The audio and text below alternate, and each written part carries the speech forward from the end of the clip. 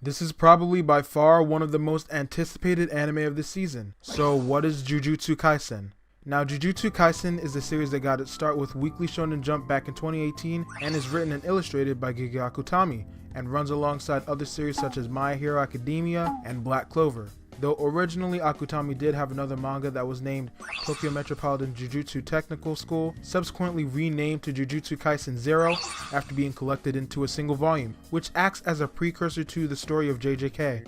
On November 19th, 2020, we got an anime announcement for JJK, and just recently, at the time of this recording, it came out over 2 weeks ago. JJK introduces us to a group of Jujutsu Sorcerers, also known as shamans, that use cursed energy which is born from negative emotions such as fear, hatred, and regret, and they use this cursed energy to fight against these powerful beings named cursed spirits, which manifest themselves from the cursed energy or the negative emotions that constantly leak out of normal human beings. Their main goal, the Jujutsu Sorcerers, is to retrieve the fingers of Ryomen Sukuna, who was a demon that lived over 1,000 years ago and was a threat to Jujutsu Sorcerers and humans alike, who now lives on as a cursed spirit in the form of 20 rotting fingers. Yikes. I started the series over a year ago and it was just gas, I'm not even gonna lie. I highly enjoyed it, and now that the anime is out, hey guys, this is Shibo, and today I'm going to be talking about Jujutsu Kaisen. You get the bag and fumble it, I get the bag and flip it and tumble it. Straight off the lot, 300 cash, and the car came with a blunt in it. Lil' mama a thot, and she got ass, and she gon' fuck up a bag. Pull up to the spot, living too fast, jump in the stash. In Italy, got too far, hoes they DM me. Now, like I said earlier, cursed energy is born from negative emotions and is the energy used by all, well, maybe not all, Jujutsu Sorcerers. It can be used to supplement a ton of things, like physical strength and protecting the body and or the soul, and cursed techniques, which are used by the finesse of cursed energy into a certain technique or pattern. Cursed energy, mainly the energy coming from the negative emotions of normal humans, form quote-unquote cursed spirits, which are these demon-like creatures with supernatural powers that haunt humanity. The power system, in a way, can be compared to Nen from Mid X Mid, with the amount of different aspects that are covered in this power system alone, such as the reinforcement of the physical attributes and being able to use it for both offense and defense, etc. Now, with that being said, that brings us to our main setting, Jujutsu High, which is a school that teaches the next generation of Jujutsu Sorcerers, under the facade of like a private religious school or something like that. This school, or rather these schools since there are two in Japan, stands as not only a place of education for new Jujutsu Sorcerers, but is also like a base of operations for the whole Jujutsu community as a whole. From here, students are taught the ins and outs of Jujutsu and are sent out on field missions to hone their skills, which reminds me of early Naruto in some aspects. The plot itself begins when Yuji Itadori, the main character, consumes the finger of Ryomen Sukuna, which is a special grade cursed object which contains the cursed spirit of, you guessed it, Ryomen Sukuna, who was a demon that lived a century before the present day JJK. Because he decided to eat the finger, under Jujutsu regulations at least, he has to be exorcised as a curse. However, Satoru Gojo managed to get his sentence suspended until all of the fingers of Sukuna are collected and consumed by Yuji. Then they can exorcise the curse, and by extension Yuji, once and for all. So he was given the ultimatum of immediate execution or execution after all the fingers of Sukuna are consumed. One of the main ideas explored by the plot is the theme of death and how everybody can't be saved, so you have to save the people you can save. The theme in and of itself is really interesting as it draws the contrast between the heroes and villains of this series, seeing as how villains don't bat an eye when it comes to death and killing people, with some of said characters even taking enjoyment in the torment and displeasure of others. The power dynamic between characters by itself is also pretty good. One dynamic I can think of in particular being the dynamic between Itadori and Sukuna, with it being partially, if not mainly, antagonistic between the two, seeing as how they can be considered as two sides of the same coin, with Yuji being primarily good-natured and Sukuna being pure fucking evil for the most part. Those two different natures often clash with each other. From here we get introduced to our main cast, Yuji Itadori, who's an unnaturally beefy guy and the main character of JJK. a guy who cares deeply about other people and the value of life itself, which later down the line conflicts with some of the decisions he has to make as a Jujutsu sorcerer, along with the fact that even though he has the power to, he won't be able to save everyone who comes in contact with an early or an unfortunate death. He starts off the story with his grandpa passing away, rest in peace, and being given two very powerful last words to quote-unquote always help people and to die surrounded by people, which in itself is the backbone of Yuji's resolve and motivation, which is why he even ate Sukuna's finger to be— hold up. Low-key, can we talk about how Yuji is low-key a whole glizzy gobbler, bro? He ate that finger with relative ease.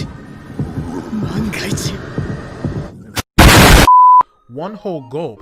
Homie said bon appetit. Itadakimasu. Just consumed it whole like a glizzy, bro. To me, he's a really compelling MC because of his beliefs and motivations in what he does. Megumi Fushigo— Wait. Isn't Megumi a girl's name? Huh? How are you gonna name your own child just winging it without even knowing their gender? Just said fuck it and pulled a name out of your ass. Anyway, Megumi Fushiguro, who is also a first year at Jujutsu High and a descendant of the Zenin family, is normally a calculating and stoic person and somebody who wants to help or protect people who he sees as good or kind. One reason why he didn't want Yuji executed is because of his actions when they met. Nobara Kugisaki, who was originally just a country girl before moving to Tokyo to attend Jujutsu High, and Satoru Gojo— I mean Satoru Gojo, the best character in JJK, no contest. Gojo is a pretty complex person. While he can be nonchalant, goofy, and playful towards peeps, mainly his students and colleagues, he can be pretty unsympathetic and cruel to people such as the Jujutsu higher-ups, as well as pretty protective of his students. Did I mention he's also hella confident in his abilities and is just suave as fuck? Anywho, it's even stated that Gojo is the strongest character in JJK, so much so that the antagonists are constantly trying to get him off the playing field so he doesn't casually fuck up their plans. In a way, the world revolves around Gojo, the world of sorcery and the normal human society, and he's sort of the pinnacle of everything. He's at the top. He's like a pillar per se. Subtracting him from the equation would lead to the world's structure crumbling in a sense. We later get introduced to a myriad of characters, some notable examples being the second years from Jujutsu High, being Toge Inumaki, a guy whose vocabulary primarily consists of rice ball ingredients. Maki Zen. Oh, for the love of God, man, please sit on me. And Panda. There's even a guy who squares you up based on your type of girl. I'm being serious too. He straight throws them hands. I honestly really enjoy the cast because they don't fall short in being enjoyable and have really strong personalities to match that statement. Now I won't lie, to me at least, JJK started off a little generic. However, the plot itself gets better as the series goes on, managing to expand upon the very things that they established at the beginning of the series, like the power system, curses, cursed objects, cursed techniques, etc. Now I really enjoy the fights of this series. The display of powers really shapes up for a spectacle of a fight. One thing in particular being domain expansion, but if I expand on that anymore, I'll be reaching spoiler territory. It's also really nice to see how characters make use of their different techniques and fighting styles. However, if a mistake is made in a fight, it's most likely going to be exploited and taken advantage of by the opposing party, which is something I like to see. Seeing characters cut across the panels coupled with really good choreography and the stylish art is honestly really dope and invigorating. It just really goes to show how good some, if not all, of these fights can be. Characters making use of their techniques and surroundings to go at it, coupled with their different fighting styles, leaves just such a good taste in your mouth afterwards. Similarly to how the story got increasingly better, the same can be said about Akutami's art style. For me, it took a couple chapters to get used to Akutami's art style given how different it was for the most part. While other manga artists mainly focus on having a cleaner look to their style, Akutami has a more sketchy look, which is beneficial to the series in my opinion. It even gets really sketchy and messy during fight scenes as well, which can look really fucking cool in itself.